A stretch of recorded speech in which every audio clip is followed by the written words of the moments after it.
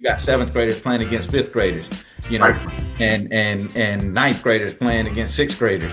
And Right. it's like, what good is that doing anybody? Right. You could beat kids 3 years, 2 years, 3 years younger than you just for a trophy, a plastic trophy. What about the imperishable trophies? That's right. What about the things that matter? What about the person? Who are you trying to build up? A cheater? That's You're right. trying to build up somebody that puts winning over everything, That's you right. know? And so the culture really matters to me. And I think that's, if you don't take anything else away, I think you can answer a lot of questions about what you're looking for just based off of the culture of the team and the program. Boom. I just want to say, I just want to piggyback on. Woo! Here's a big one. Here's a big one, brother.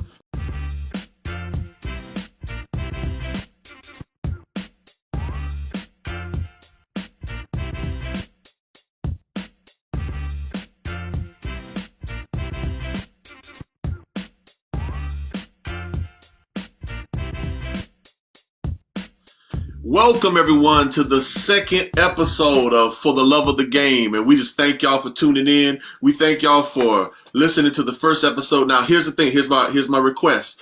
If this is the first time that you're tuning in, don't watch this episode. Go to the first episode, and we're going to try to do this in sequence so that if you are new to the game, if you're new to youth basketball, then it's better for you to watch episode 1, episode 2, episode 3, because Coach Fowler and I are going to be thinking about sequential episodes of how we can help you along the way, where we can start off with a new dad or a new mom, and we can give you advice along the way. So it's almost going to be like a book. All right. So don't watch this one if this is your first one. Watch the first episode and then come back to us for episode 2. But for episode 2, we got a doozy for you today. We're going to save you months and here's our value proposition that we're going to give you today. Every business needs a value proposition. And here's our value proposition. We're going to save you months and months and months of wasted time and wasted money. We're also going to save your kid from frustration, embarrassment, and disappointment. Okay? We're also going to save you from unnecessary drama that you can avoid if you would just listen to Coach Fowler and then listen to me a little bit too. But Coach Fowler is going to be guiding this conversation. I'm going to jump in here and there with my little 2 years of experience. But I can tell you this, that I want to share a personal anecdote. I have 2 times picked the wrong team, and it almost took the joy out of basketball away from my daughter. And matter of fact, because I picked me, the adult, because I picked the wrong team twice, and my daughters had to go through those situations, that's why I know that they're built for the game. Because after they went through those situations and they still love basketball, I can be honest with you. If I had been put in that situation, I don't think I probably would have gone on to golf or something else. You know what I'm saying? And my daughters went through those 2 situations, and I asked them. I said, "Hey, do you want to quit after both of those situations?" Both times they went and they still persevered and they still want to play. I can share my 2 personal anecdotes. Um, I did not know, and we're gonna have a whole nother discussion on this later at a later time. And I did not know about the prevalence of daddy-daughter ball and how it can go sideways. And one time I signed up for an organization. The parents were assistant coaches, and my daughter put in a lot of work, and then all of a sudden things went sideways, and kids who I never even seen practice with us were starting shooting 0 for 22. Okay, and it just boggled my mind. And when I said something about it, it was basically, hey, that's my daughter. And don't get me wrong, I've seen it done right as well. I've seen daddy daughter ball done the right way. Coach Fowler, at least in my opinion, everything I've seen him do it. He's tougher probably on his kid than anybody else. So I've also seen, there's a buddy of mine. Well, I'm gonna say, since I'm saying something positive, I hope he doesn't mind me saying the name. My buddy CJ, I got a buddy named CJ. I've seen him do it the right way as well. So I've seen it done the right way, but when it can go the wrong way, it can really go the wrong way. So that was my first bad anecdote of choosing the wrong AAU team. The second time, I chose a team where it was a wonderful human being who was in charge of it, but the person was just disorganized and just did not. They were a great coach, but they just didn't have organizational skills, and they put a bunch of fifth and fourth graders against like an eighth or ninth grade Team Durant EYBL team, and we got blown out 100-10 and or 100-7. And when you put a kid in that kind of situation where they get blown out 100-7, and then matter of fact, you don't even call the game, and or you just allow them to get beat down like that.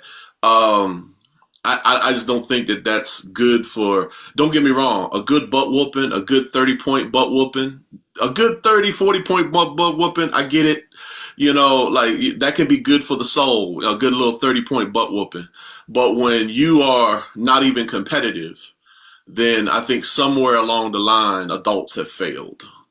Somewhere along the line, adults have failed. So those are my two personal anecdotes, and my kids persevered, but I wish that they did not have to persevere through those situations. And I can say this as well.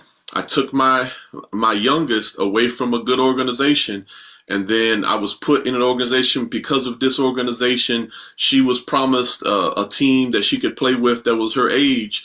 And because she kind of stagnated, by the time we ended up going back to a good organization, she had regressed. And now we're having to play catch up because I had her outside of a good organization waiting on this person who I consider a good guy, but his organizational skills actually hurt my youngest daughter. So those are personal anecdotes I can share, and hopefully the wisdom of Coach Fowler and maybe a little bit that I can add on, we can save you some time, save you some headbutts, amen, along the way. And so at this time, I want to go and kick it to Coach Fowler because he has a lot to share with you of how you can save yourself from bumping your head against the wall. Go ahead, Brother Fowler. I'm looking forward to hearing it.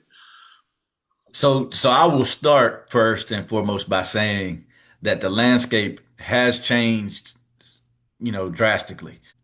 Humbling myself right now and basically saying I made some mistakes myself with my daughter and my son, my oldest son. Because I look for things, and I don't want to say that I was perfect when I ran travel basketball teams and had my own organization and whatnot. But I did it for a long time. It's sustained in different places. As I've moved, my organization has followed, and we've been able to have success in a lot of different places. And to be honest with you, man, and I've watched where I've laid the blueprint, and other people have come in and been successful, in areas that I've moved away from after they've been a part of it. So, and again, a lot of people, that's not really humbling yourself, but I have had my hands as a part of a lot of organizations and a lot of things that you see going on especially in Virginia basketball, Virginia travel basketball. I mean, I've been in, several different places that have grown since I've been a part of those areas. But I will say that I have made mistakes because I've looked for things that the way that I've done them. And a lot of the reasons that things didn't always work is because people didn't want to do them the way that I did them. I felt like I had the right blueprint. I felt like I did things the right way, and other people would not want to be hey, this is not the way we want to do it, so we're going to start our own thing. And they went on to do okay. Some have, some haven't. But by doing that, I've also not been able to find the right fits. I'll find, one or two things that maybe work for my daughter, but then I have to compromise on other things. And, unfortunately, the things that I've compromised on had turned out to be mistakes, that we've made. She's been a lot of people talk about, bouncing around teams. I know me and you, Tony, have had that conversation before, about team bouncing and things like that, and people try to point fingers and say, look, they're just bouncing all over the place. If it wasn't so watered down, if it wasn't so hard to trust people and you weren't fed so many lies and things like that, you wouldn't have to bounce as much. I think that contributes to it just as much as people, bouncing from team to team because uh, I didn't get playing time here, or I didn't, this didn't happen for me here, or whatever. I mean, those are different situations. But when you're completely fed lies, or being misled, or run into a messy situation, that maybe you jumped in too quickly, that's different. So I will say, I will not say that I'm perfect in finding teams but because I haven't done the greatest as well. But I would say with my imperfections, I do believe that both Tony and I can offer some advice. To learn from our mistakes rather than learning from your own. And hopefully this can help out. But I think first and foremost, it's important to understand you have to know where your kid fits and what you're looking for.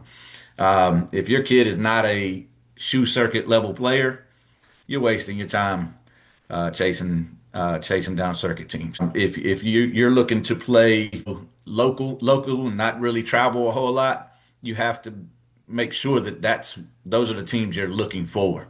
And with that being said, there are several different types of teams. First, there's feeder teams. A lot of times you'll see the feeder teams are tied to a high school, tied to the school, a school team, a school program, and they typically use players. Those players don't always have to stay with the feeder teams. They play with them, here and there. They can also play for other teams. But a lot of times you have feeder teams that kind of just feed into the school program. And that's become very popular. And you will also see that those teams, those high school teams, are more successful because they have kids that play together through the years. Even if they play on other AAU teams, they still play together through the years in some tournaments year round, so that they have that advantage. You also have participation teams. That probably shouldn't be AAU. It ends up being AAU, and you can't win that way. I'm sorry, basketball is not an equal opportunity sport, and everybody can't play. If Right. everybody's playing and you don't have the same level of players, or you don't have quality rotational players, you're not going to win on the AAU level. Right. And so, but that's what it is. Basically, there are no cuts. Everybody that's on the team gets to play. Mostly equal minutes, maybe one or two get to play a little bit more, but everybody gets playing time, and that's participation teams. That should be your rec leagues, but unfortunately, rec league has rolled over into the travel world. Um, you know, Oftentimes with daddy daughter ball, like you mentioned, Tony, it's just people trying to have a team for their kid because their kid just might not fit in somewhere else. Then you have your developmental teams. That's typically local teams. They play local. They play in local tournaments. They're not really chasing competition.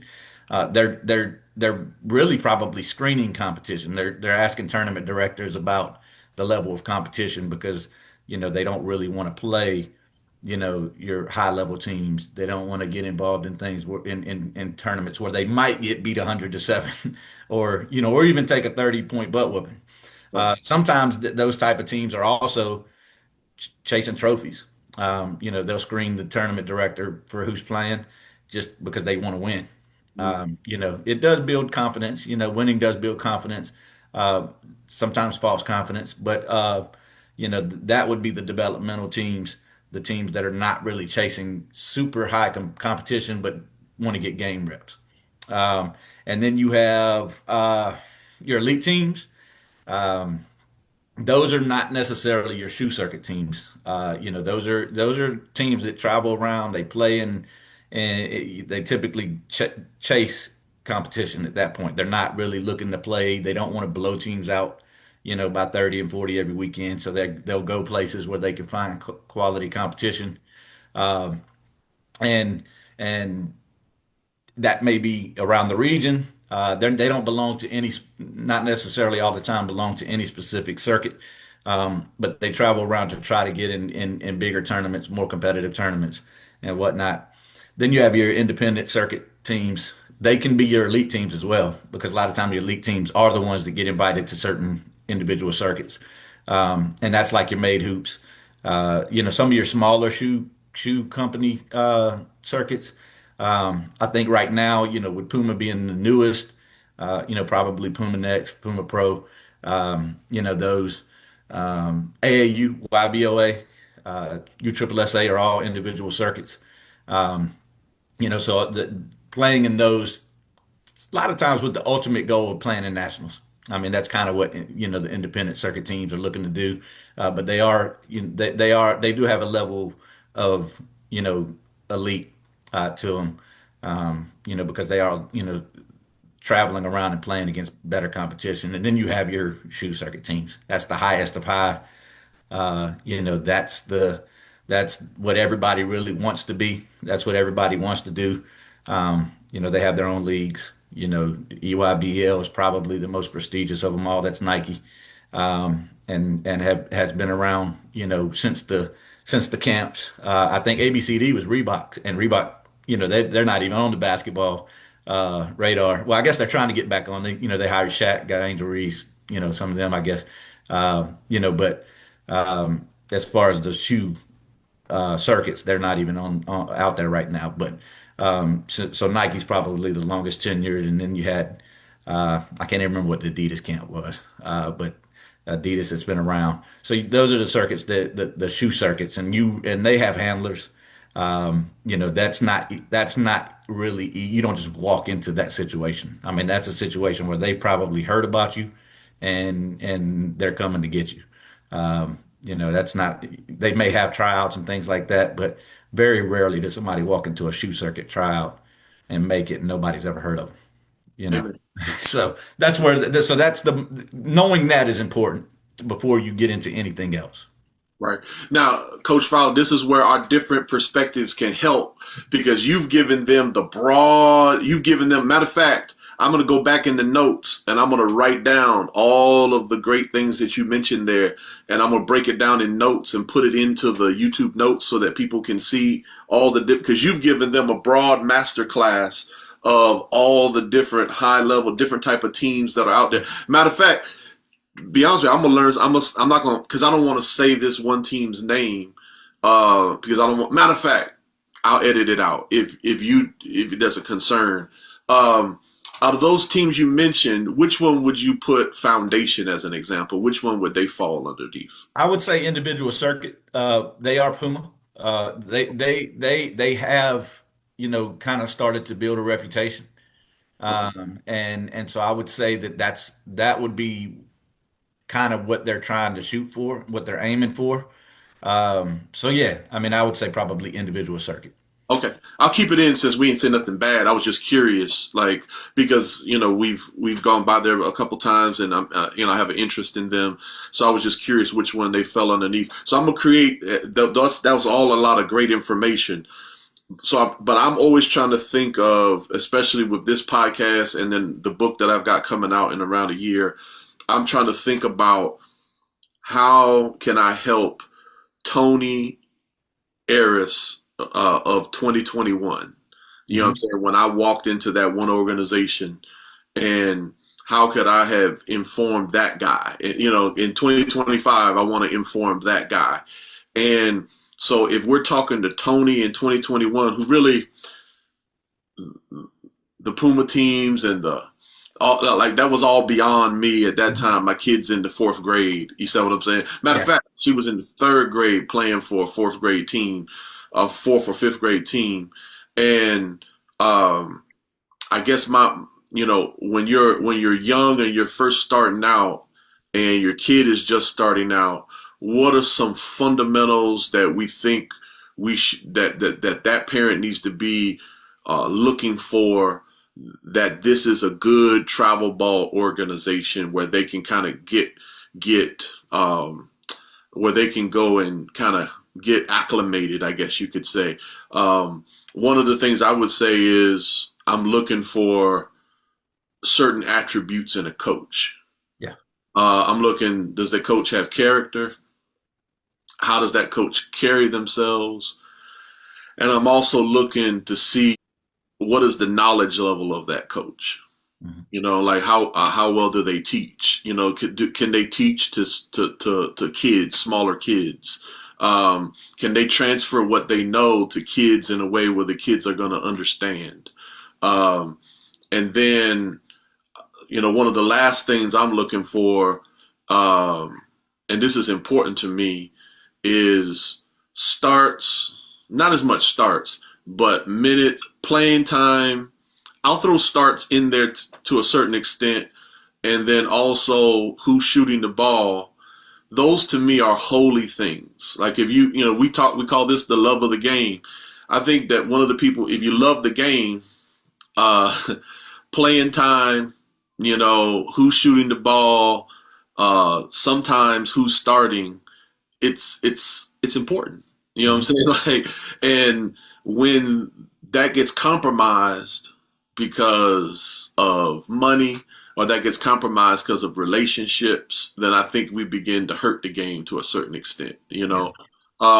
But when you walk in as someone who's seasoned, what do you look for in a coach or into the coaching staff? What are you looking for that we can give to this young parent who doesn't know all that Coach Fowler knows? Well, to me, just to start off, the most important things that we were looking for Italy this year Uh-huh. stemmed from our experience last year. Okay. So the team that we played for last year had amazing players. Like the team was set up perfectly to be very successful. If the team would have stayed together, I think there was longevity. I think there was an opportunity for them to compete nationally for years to come. Um, you know, I just felt like it was a poor coaching situation. A lot of the parents felt the same way. That team broke up. There's nobody left from that team, and a lot of it stemmed back to coaching. And so where we found the right fit, I felt getting Italy around people that had similar aspirations and that practiced, you know, hard and that had similar goals and things like that. We made the perfect move. Whereas we didn't focus as much on the coaching, and we ended up her suffering. And again, where you said you made some mistakes, with your daughters finding the right teams, and you were afraid they might lose their passion. But halfway through that season, I really thought we had messed everything up for Italy. I thought that she was going to not want to play. I felt like she was coming home from practices crying. She was leaving tournaments crying, and it was because she was kind of losing that joy, you Right. know. And she was yeah, again, she was able to. She's very self motivated, so she was able to get herself back. We met with the coach. Not saying that really helped, but it gave her a chance to voice her opinion and voice what her feelings. And I think that kind of helped her by getting it out and then saying, you know what, that coach is not going to steal my job. I know I can play. I know, what I can do. I'm not going to let that coach to be that. We've also, that coaching hasn't been as important in the past when we've looked for teams, but we've also had some situations, where it hasn't been the greatest. I mean, that is one of the most difficult things to find. Now, I will say, coming off of that, this past year, that was probably one of the most important things we were looking for. We were looking for a place where Italy would get good quality coaching, development, and then uh, also finding a place where she fit in and she could play. The travel wasn't as important, although it was still important. We weren't looking for local. We weren't looking for developmental. We were looking at that point. We still need to play against quality competition. We still need to play against quality players. We need to gauge where she's at. Um, but we got quality coaching. I do feel like that the coaches that we had, and again, Italy won't be with that team moving forward. Right. But I do feel like that the coaches were quality. I do feel like that she developed well under them. I felt like they just poured into her, and she a lot of that confidence she lost under the coach last year, she regained and then some this year from these coaches. So I do feel like we won there. We got what we were looking for with that. Right. Um, Playing time. They believed in her and she knew it, and I just think that showed on the court. So her playing time was there. She got it. We didn't want anybody to guarantee us playing time. To me, that's a red flag. Right. Right. Okay, Right. if you're looking for a team and the coach says, "Oh, I guarantee you're gonna play," who else is that coach told that to? Right. Right. Because there ain't but Absolutely. 5 spots on the floor, and if we're Absolutely. guaranteeing everybody playing time, something's wrong. So are the minutes there though? That's what you need to look for. Are the Right. minutes there? If there's 15 kids on the team, that's a money grab. That's not that's there's not enough playing time for 15 people. That's right. That's now a money grab. They're trying to get as many player fees as they can possibly get to fund their program, Right. and 8 of those kids are not playing. Right. So, but to me, with coaching, I look first and foremost for commitment because that's part of my culture. Right. I'm extremely committed. I drive an hour and 40 minutes a couple times a week for practice. We do not live in the Richmond area, but our daughter plays for has begun playing for teams in the Richmond area. Um, and so we drive an hour and 40 minutes. If we're putting that kind of commitment in, we don't miss practices. We're there. Very rarely do we miss anything. We're going to these tournaments. We're investing our money. Um, you know, all of those things. So we look for commitment to it. Coach can't be late. You Right. know, we're driving an hour and 40 minutes. We're not late. What's your excuse? You know what I'm Right. saying? Absolutely. Even if we were local, even if for you, Tony, if you were showing up on time, why is the coach late? That's right. If the coach is the one setting the tone, this is who's supposed to be setting the tone, setting the culture, That's and then right. the coach is showing up late, things like that. Uh, Not completely invested in practice, sitting down, I'll have their cell phones out. I cannot stand the cell phone thing, with kids or coaches have their cell phones out constantly, this and that. That's irritating. Or not invested in team bonding. Uh, you know, it's rough out there, and you see in AAU a lot of times that teams are always doing things together, and if other teams are doing it, they're bonding. If they're doing it and you're not doing it, they're bonding and you're not. 2 practices a week, 1.5 hours, maybe two, is not enough for players to bond and be ready to play against some of the best around the region or about around the country. There has to be other things that bring them together. You That's know, right. and so a lot of those things matter. I don't really look at like their past. If they're showing up and they don't have kids on the team, um, you know, that's a huge red flag to me if the parent is the coach. That's another reason I don't want to coach is because I am invested in Italy and I may not know that I'm favoring her, or it may look like I am just because she's getting more minutes than somebody else or something. But Right. it's a red flag. Just beware. It's not always a bad situation. You're right. There's some people who can handle that. But if there's somebody that's investing in my daughter that has no horse in the race, I have to at least say, you know, they have good intentions at least. That from the naked eye, that's good intentions to me. They're doing this for what reason? If they don't have a kid involved, and so they don't have to be coach of the year anywhere. For me to feel like they can invest. Neither of these two coaches that had Italy this year coached school ball, but the one last year did, and the Wow. one last year was not a very good coach in my opinion. And the two this year built Italy up uh, beyond where we were hoping she would get this year. So Wow. Wow. Um, and I'll offer this little tidbit of advice for the new parent who's bringing their kid out. Um, if a daddy is a coach there, then you want to ask yourself the question: is the coach's child going to be playing the same position as your child? Because don't get me wrong, I mentioned two good examples of guys who did the right thing as coaches, at least from what I saw. Um, but you're putting them it's an extra situation if your kid is competing against their kid for the same position. yeah, That's when you're really expecting this person to go and be fair against their own child, and especially if the competition is close.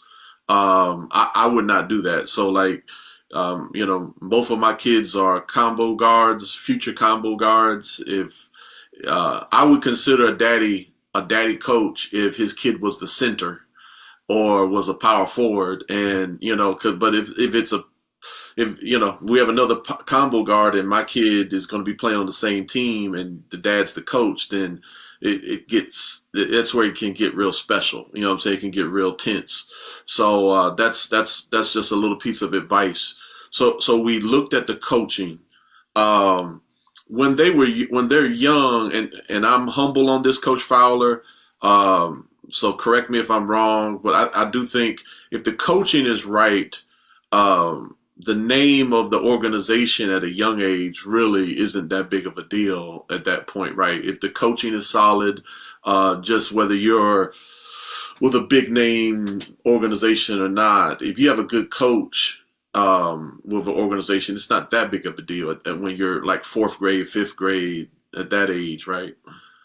No, I mean it does. Even if that organization is a shoe contract team, Right, their fourth and fifth grade team isn't. right, So I mean that's not a circuit level team. They may have teams that are coming up into that organization, but that doesn't necessarily make them a shoe contract team. So the name really shouldn't matter. Um, but a lot of times you do get quality. You do get quality, with the name because that's who people that really want to coach are kind of coaching with. They're looking to build their resumes. They're looking to do bigger things, and they want to be coaches.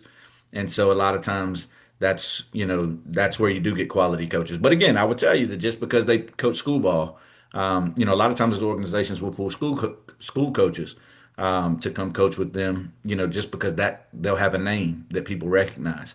But again, last year had a school coach. Didn't feel like that coach was very good. This year had two guys that weren't school coaches that worked miracles for Italy. So the name doesn't matter really, not at that age. right, right. And for anyone listening, matter of fact, if your kid's a late bloomer, um, starting around eighth, ninth grade year, it does start to, that's where the name does. It is a little more significant because of the affiliations and the shoe affiliations and everything else. Am I correct in that? I think around seventh grade, you need to start looking in a direction. One, you need to evaluate where you're at. Like you should have already been playing by then, but evaluate then where you're at. Am I individual circuit, or you'll know by seventh or eighth grade if you have the ability to play on a shoe circuit team. right. But yes, eighth grade and up, they can start playing in NCAA certified events. College coaches are out seeing them. Scouting services are keeping an eye on them and whatnot. So eight through 12, you need to be finding where you fit. Definitely by then. Now, here's the thing. Now, I kind of count this separate as coaching, but it plays a huge deal, like I mentioned earlier, is because coaching is one skill, but then organizing. So, like for instance, Coach David Fowler, who has coached AAU basketball, that's one skill set: to coach kids, to teach kids, to develop a team, to have them communicating, to lead those kids. That's one skill. It's an entirely different skill set to host a tournament or to organize a tournament or to organize the payment plans and getting gyms and all of this other stuff.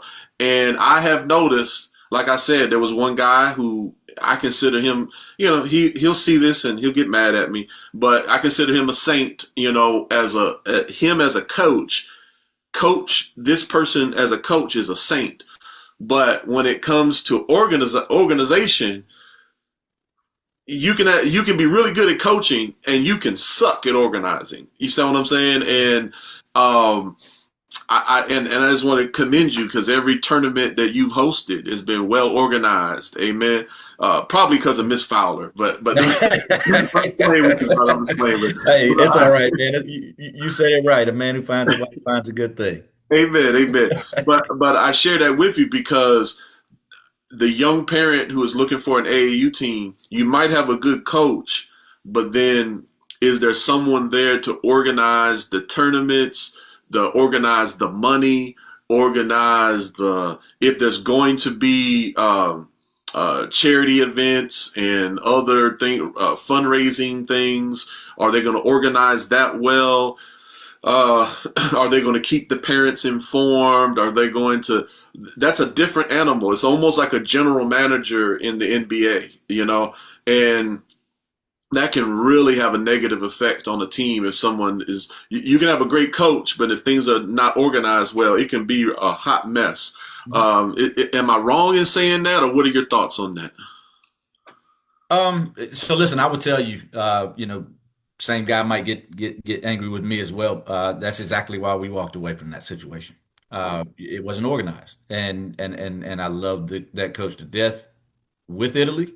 I felt like everything that he was trying to do, everything he said was wonderful, but it was not organized, and it affected me personally because we had some other business dealings, Right, and so so it affected me personally, and I had to make a decision.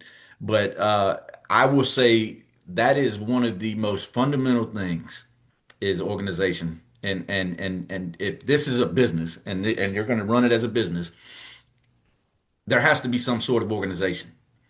And so many teams and so many programs now lack this. That is something that I have seen across the board. And not only, Italy is bouncing from team to team per se, but we have visited a lot of teams over the last year. Because when we made that mistake last year and ran into that situation, I said, man, I can't let her suffer through that again. And so we visited a lot of teams, and I noticed that in a lot of places and a lot of directions that we went, it's so unorganized.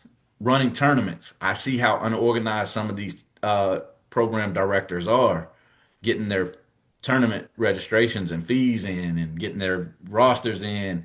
And I will say this, that is something that I felt like was the backbone of what we did when I ran my organization. And again, it runs over into running tournaments as well. Is it has to be organized because if you have it organized, everything else is going to run.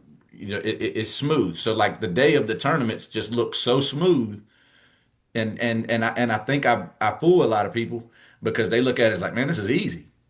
No, it's easy on the day of the tournament because I've done all of the organization. I've done everything. I've put everything in place so this thing will run like a well-oiled machine on that Saturday and Sunday.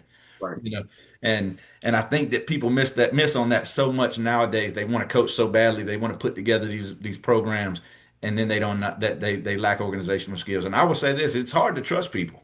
right, So I get it if you want to do it all yourself. I really kind of did it all myself. I have trust issues, and I've always been taught if you want it done right, do it yourself. And so that's kind of the approach I've taken, in some of my business dealings and whatnot. And that's how I did things, but I was very particular about how I ran it, and I was made sure that it was very organized. I wish that people took that same approach nowadays because they have the teams, they have the players, they just have no organization, and it's a mess. And for somebody who moves on a daily basis, I have a son with autism, and structure and things like that is very important. And so we have to be a structured, organized family. And when I can't structure and organize my family because y'all aren't organized, mhm. it makes things difficult. It's tricky. That's right. That's right. And and I want to go back a little bit back to the coaching thing. Another thing that a new parent may want to look for, and this isn't necessarily a bad or good. I have friends. Matter of fact, even Coach Fowler and I might disagree on this one. This was not a big one, but you need to be aware of your kid. Can they handle screaming and cursing? And this is a cultural difference in basketball where, I'll even share a little quick anecdote. My best friend from childhood, he kind of reminds me of you, Coach Fowler. His name is Charlie. And I took him down I took my kids down to Georgia. We were at a graduation. And it was the first time he ever met my kids. And it was like a big thing because this was my road dog growing up. We got beat up together. We played street ball together. And, we used to holler at girls together. You know what I mean? Everything, right? And me and him have gone different ways. We have different spirituality and everything else, but we're still kept in contact, and I still love that brother, right? And he got real serious with my oldest, and it kind of threw her off a little bit because he said, and just remember this.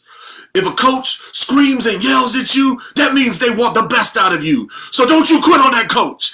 And then, and I've only been around him we haven't been around each other that long, but he got real serious with my oldest. Because I love him, I let it slide, because normally I would have checked someone getting that serious with my daughter because I know he loves me, and, he loves my kids through transfer.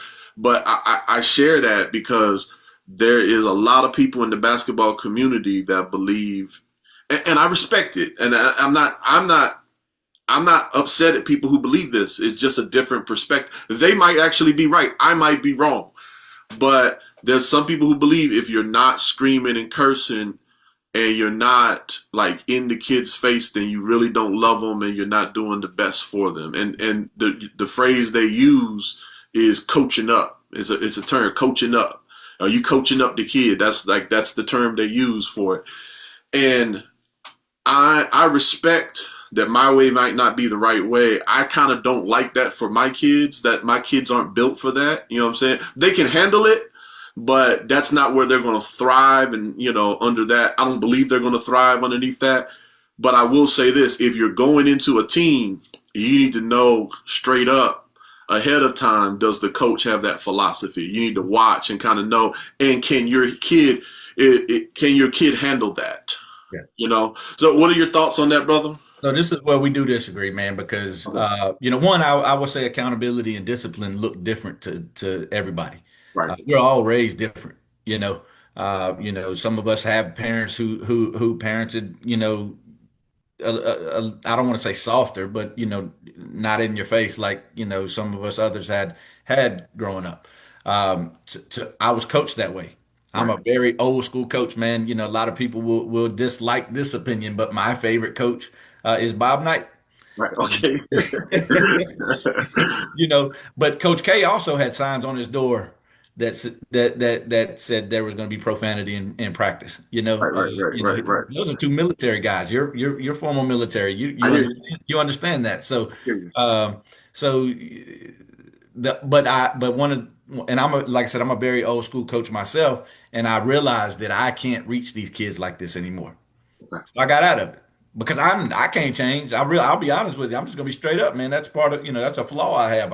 I can't. I'm not gonna coach you soft because Right. I just don't believe in that. And if I Right. don't believe in it, I can't fake the funk, man. I am who I am, Right. Uh, Right.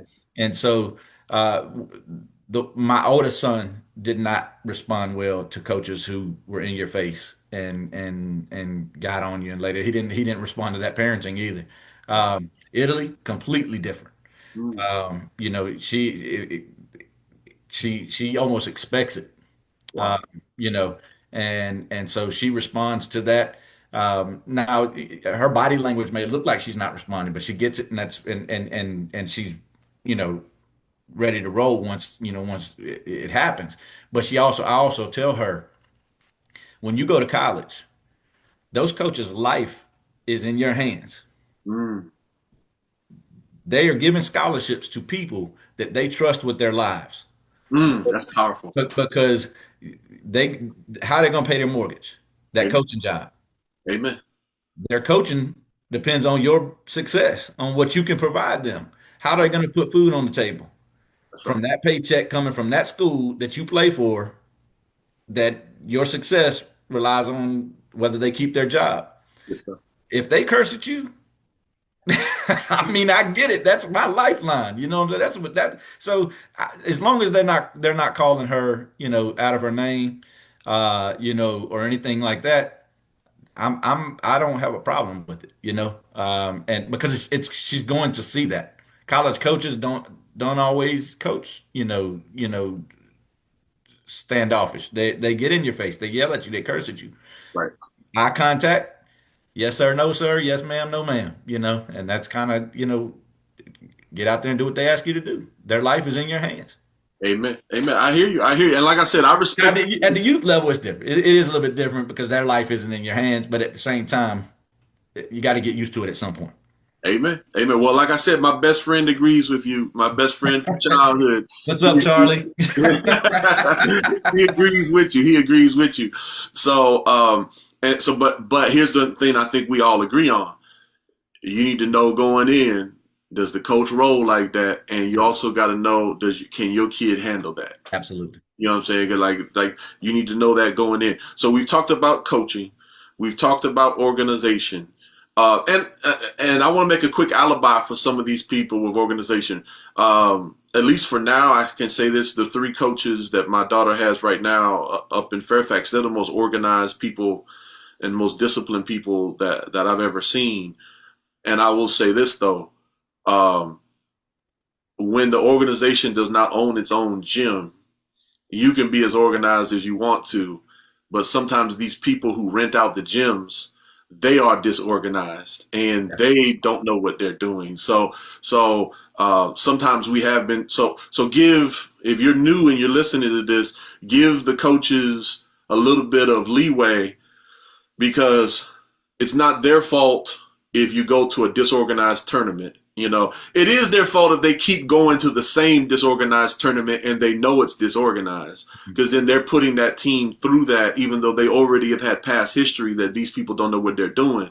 And then at the same time, these gyms, you can be as organized as you want to. And sometimes these gyms, you show up and they're like, oh, wait a minute, we don't have you on the books. So that's a totally different thing. That's why I think if you have your own gym, you have a definite big advantage as an organization. So we talked about organization. We talked about coaching. What else do you think we should look for? Name brand does play into it. What else do you think people should look for before they join their kid to a travel ball team or AAU team? I mean, in all honesty, man, I really think if you do a little bit of digging, I mean, you can put, I just tried it out just before we got on here, and I said, tell me more about your Future Basketball Inc. That's my organization, Right. and I put it in Chat GPT, and it told me everything about my organization, from top to bottom. I didn't have to Google it. I didn't have to click on websites. I just had to put it in AI, Oh wow. and it broke down my whole organization. And it didn't miss on anything. Now AI is not perfect. It may get some things wrong, here and there. Um, you know, but I knew everything about my organization and it broke it down and was able to tell me about your Future Basketball Inc. Right. So type in those names. Use AI, use your resources, Google, use, things like that, to kind of research, organizations and word of mouth. I would not put as much weight on word of mouth because your experience ain't somebody else's experience. So word of mouth can give you kind of a warning sign, can give you a heads up on what somebody else's experience was, but you can't always gauge that because people are always looking for cosigners. And if I have a bad experience, I'm looking for a cosigner. So I'm looking for somebody who had the same bad experience I did so we can both knock this program. Not really. I'm just using myself because I don't want to use Oh, somebody else. that's But fair. but so I wouldn't put as much weight on word of mouth, but it is good to hear other people's opinions and their perspective on things, just to kind of get an idea. We're not naming names, but we're still giving you a perspective on some of the experiences we've had. And that may not be somebody else's experience, that played on the same team with my daughter, or played on the same team with Tony's daughters. So using the word of mouth, good or bad, but. I mean, really, and then try it out. I mean, go experience it yourself. Most teams will allow you to come in and work out, get a feel. They want to see your kid just as much as you want to feel them out. And then I would say while you're there, ask, you know, intentional and intensive questions. You know what I'm saying? Be intentional about what you want to know and what you're asking. Demand thorough answers. Don't let them sugarcoat things. Don't let them, you know, give you the gift of gab. And if you feel that way, it's probably a red flag and walk away from it. You know what I'm saying? I want to co-sign on something you said about word of mouth. I'll give you a little personal anecdote that I agree with you wholeheartedly. The team that I mentioned to you all first, where I ran into that bad daddy daughter experience, it was my first travel ball experience, and I did something wrong after that. Um, I ran down. I ain't gonna lie. I'll be honest with y'all. I'm not proud of it, but because of that bad experience, I ran that team down. I ran that organization down for like 18 months or a year and a half, just dogging them to everybody, word of mouth, and just I made even though they were wrong and I was right, I made it way too big of a deal. And I told everybody about them and I fussed and I did all this other stuff. And then now over time, two men that I know that are really good friends of mine have joined that organization and they're good coaches over there. They're good guys. Hmm. So I've learned I got to, organizations change. I think both Coach Fowler and I, we both believe in the growth mindset. People can change, organizations can change. So the organization that almost 3 years ago that I had that really bad experience with, they've also got some great human beings over there now. So if you're dogging out an organization, it's kind of silly to a certain extent because they change. You know what I'm Hmm. saying? That's another reason why we aren't naming names here because you can have a bad experience with an organization, then they put someone new in charge. The organization can change, people can grow, people can develop. So I would not trust word of mouth either because even if whatever they're telling you about an organization, that's how that organization was running at that particular time. Yeah.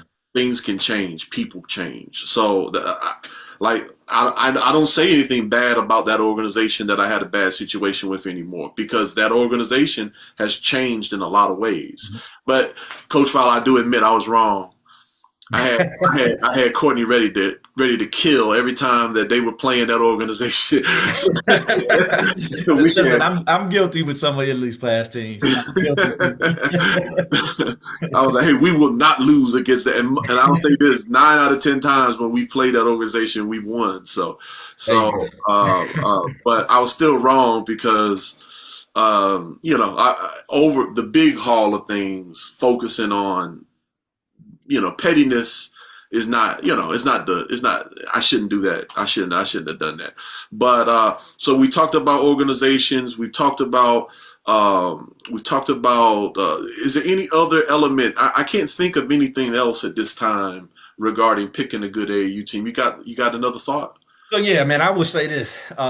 You know, I would pay big time attention to the culture of not just the team, but the whole organization. Yes. They may not have a great reputation, but again, like we talk about the growth mindset, what are they doing to change the culture?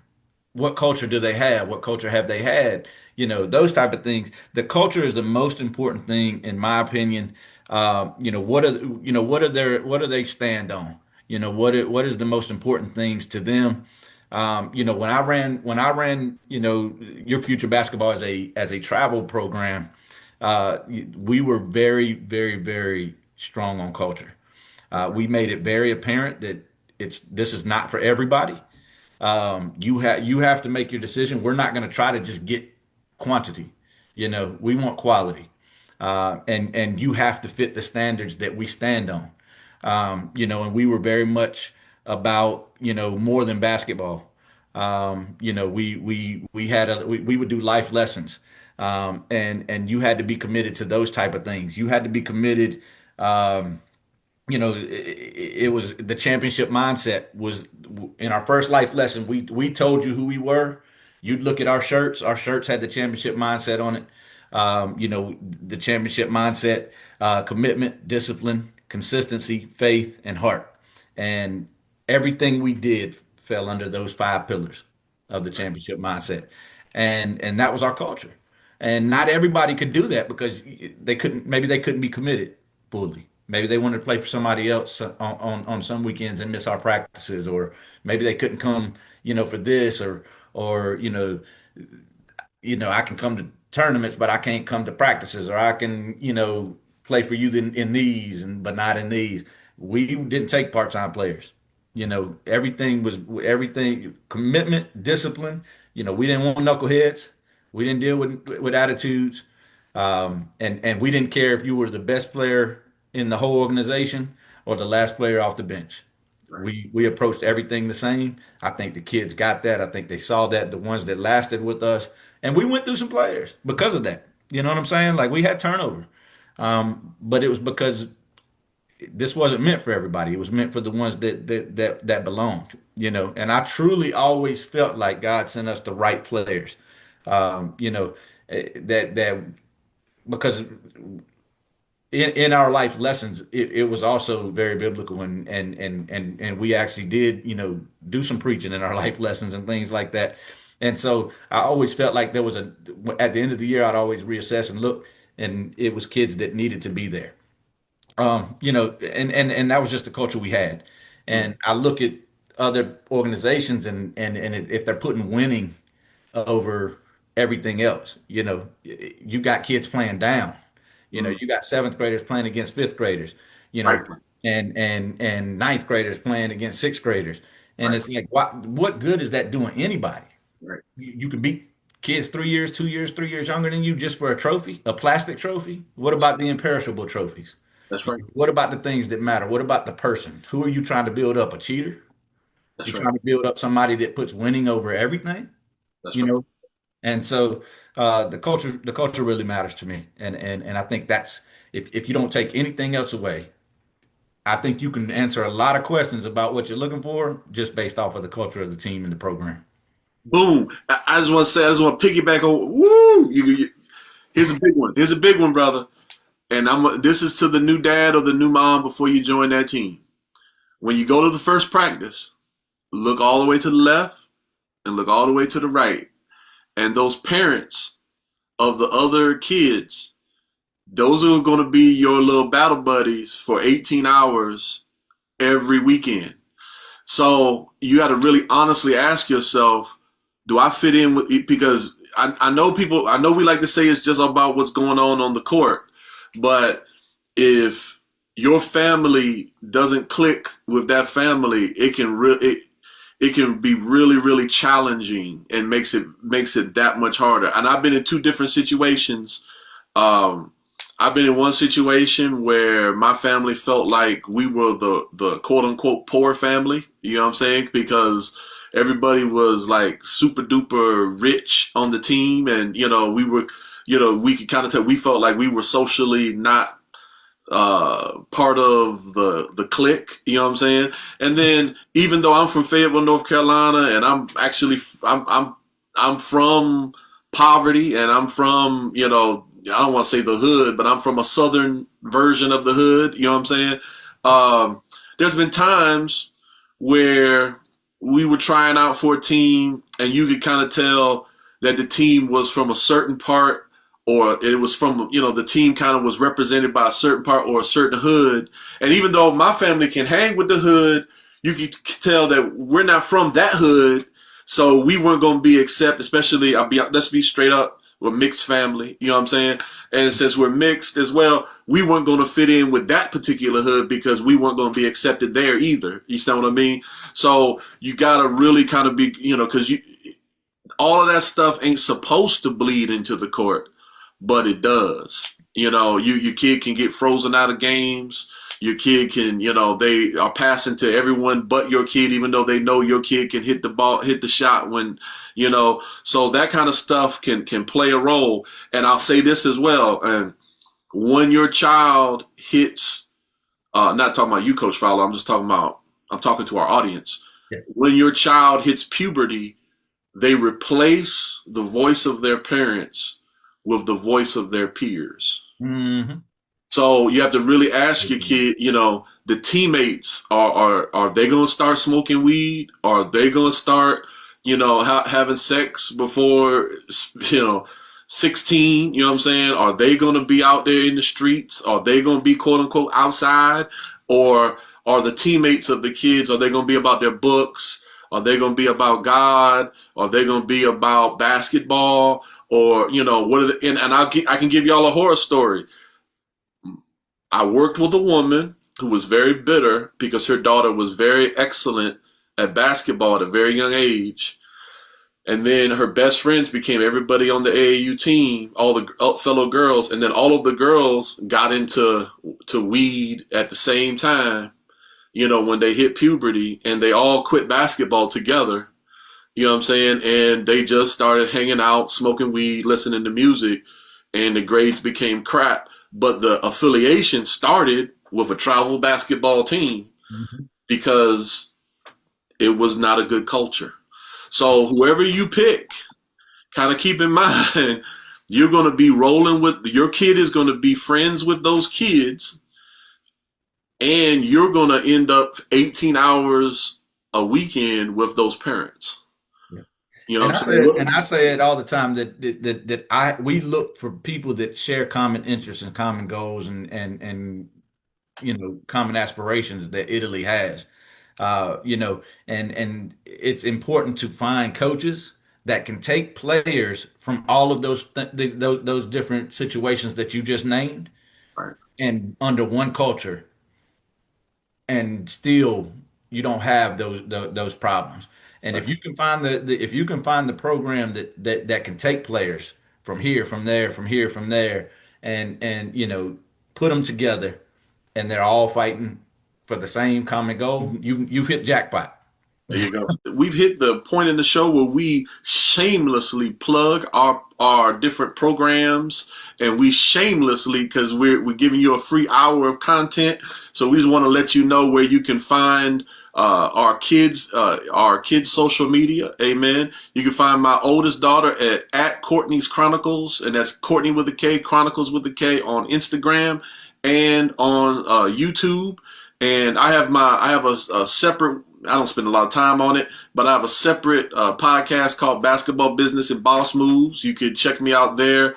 And then my primary account is at a fresh word, at a fresh word on Instagram. And my baby, my 9-year-old, okay, my 9-year-old is at the Notebook of Nadia. Okay, at the Notebook of Nadia. And Coach Fowler, you want to share with us your socials on how we can get Sister Italy's NIL money rolling in? Okay.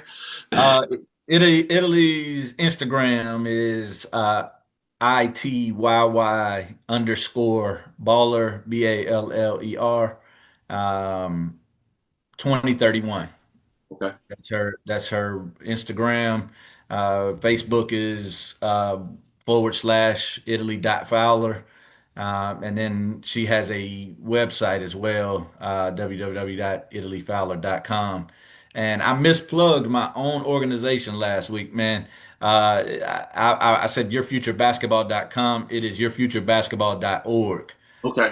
So if you're looking for Your Future Basketball online, it's yourfuturebasketball.org. And you can also follow, it's my personal Instagram, but it's really, I don't put anything very personal on there. It's all basketball, YFB related. It's YF Coach David Fowler on Instagram. So yeah. Awesome. Now, brother, do y'all have a tournament scheduled anytime soon, or? August 16th is our next tournament. It's Hooping for a Cause. It's one of our longest tenured tournaments. Basically, the teams that they all choose a cause before they come, and the winner of each division, we make a donation to their cause, whoever they play for. So the winner of each division, whoever they're playing for, will make a donation in their name for winning the tournament. But it's August 16th at Horizon's Edge in Harrisonburg. Okay, all right. Hey, well, thank y'all for tuning in again. And we will go, and in the comments, I don't have one right off the top of my head, but we're going to be back next week on episode 3. And we are here to provide value to you to make your AAU experience a little less painful than what we've gone through. We thank you for tuning in, and I thank you, Coach Fowler, for always giving us your wisdom and sharing your life experiences so that we can help somebody else along the way. Yes, sir. And if anybody else has any, anything they'd like to add, I mean, I guess you can share them in the comments, right? Yeah. If you have any valuable information about picking the team or whatnot, share it in the comments. Okay. And I'll say this: keep it positive on YouTube. I can't. I'm gonna post. I'm gonna post these episodes in all the AAU pages. I can't control the negative in the AAU Facebook groups, Yeah. but I can control it on the YouTube page. So if you get just unnecessarily nasty on the comments page, then I'm gonna delete you. If you want to go and pop off on us on the Facebook page, excuse me, on the Facebook groups, we can't really do nothing about that. But just think before you comment. Don't just say something negative just to be negative. But if you have something to say that's constructive, that we can change, or something that we said that was wrong, we're open. I'm an open-minded person. We are not approaching this like we know everything. We're Correct. approaching this that these are our experiences that we're sharing, and even the folks that we criticize or we've criticized, we try not to say their names, and we're not trying to even be overly negative, but their experiences impacted us, and we're just sharing it so that other people can know. So, with all that being said, we thank y'all for listening, and I thank you, Coach Fowler. I'll see you next week. Yes, sir. All right, God bless you.